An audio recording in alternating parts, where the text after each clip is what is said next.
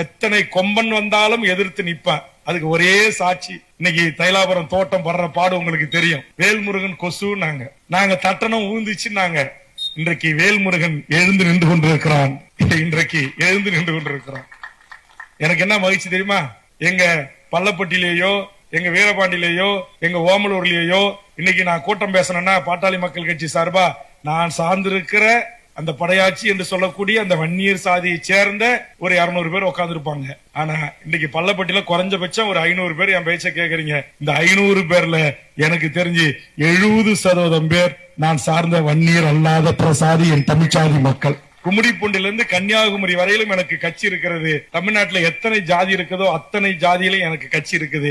என் தொண்டர்கள் இருக்கிறார், என் இஸ்லாமிய உறவுகள் இருக்கிறார், என் கிறிஸ்துவ உறவுகள் இருக்கிறார். இங்கே நான் வருவதற்கு முன்பாக தொடக்க உரை ஆற்றினாரே அருமை தம்பி மாரிமுத்து, அவர் என்ன சாதின்னு எனக்கு தெரியாது. எங்கள் தங்கம் என்ன சாதின்னு எனக்கு தெரியாது. உண்மையிலேயே என் ஜெகதீஷ் பாண்டியன் என்ன சாதி என்று எனக்கு தெரியாது. இன்னைக்கு வந்து அணியணியாய் இணைந்திருக்கிற என் உறவுகள் எல்லாம் ஒரு சாதி என்று மட்டும் எனக்கு தெரியும். அது என் தமிழ்ச்சாதி என்று எனக்கு தெரியும். அதனால் அவர்களை அன்போடு நான் அரவணைக்கிறேன்.